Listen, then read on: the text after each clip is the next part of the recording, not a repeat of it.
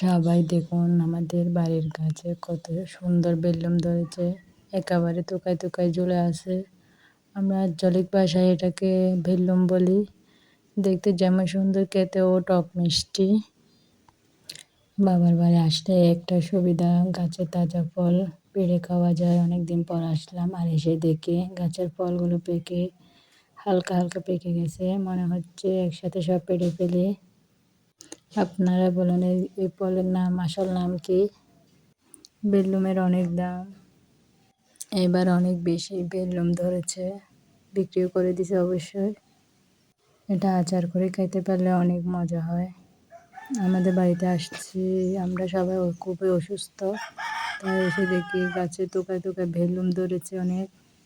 বেলুমগুলো নাকি বিক্রি করে দিছে, অনেক বেশি বেলুম ধরছে, তাই এতগুলো বেলুম কী করবে। আমার মেয়ে দেখে অনেক খুশি হয়েছে। আমার মা মুরগি লালন পালন করে, মুরগির আওয়াজ শুনতে পাচ্ছেন আপনারা হয়তো। এবার দেখুন আমরা বাবার বাড়িতে এসেছি, আমাদের জন্য কী কী রান্নাবান্না আয়োজন চলতেছে, রান্নার কাটাকুটি চলতেছে। মজার মজার রান্না হবে, সমুদ্রের লুটিয়া মাছ রান্না করবে, এটা আমার খাইতে অনেক পছন্দ লাগে। আর সব রান্না মাটির চুলাতে হবে, মাটির জন্য রান্না অনেক আলাদা মজা, অনেক স্বাদ আসে। দুই ভাবে মিলে কাটাকুটি করতেছে, তো মাটির চুলায় আগুন ধরিয়ে দিছে। তো নেহারি হবে ছাগলের, সিদ্ধ করে নিচ্ছে আগে।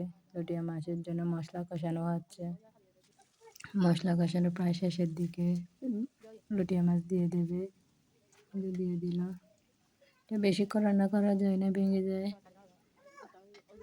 হালকা নাড়াচাড়া করে ঢাকনা দিয়ে দেবে, এই মাছে পানি দেওয়া যায় না। চলুন আমাদের জন্য কী কী রান্না করছে, এটা নেহারি ছাগলের, খাইতে খুব দারুণ হয়েছে। তারপর রান্না করছে সাদা ভাত, তারপর শশা রান্না, এটা আগের তরকারি। এই তো পটল চিংড়ি, লুটিয়া মাছ রান্না, এদিকে মিষ্টি কুমড়ো রান্না করছে, আরও আছে মুরগি মাংস। খাবারগুলো আসলে অনেক মজা ছিল। আমরা বেশি অসুস্থ হওয়ার কারণে আমাদেরকে বাবার বাড়িতে নিয়ে আসা হয়েছে। এখন আল্লাহর রহমতে একটু সুস্থ। আমি প্রথমে মিষ্টি কুমড়া দিয়ে একটু খাইছি, অনেক ভালো লাগছে। খাওয়া দাওয়া শেষ করে আমরা চলে যাব ছাদে, কিন্তু দুই ভাই খেলা করতেছে, মামাতো ভাই আর ফুফাতো ভাই। আর অন্যদিকে দুজন খেলতেছে, আমার মেয়ে আর ওর মামাতো বোন।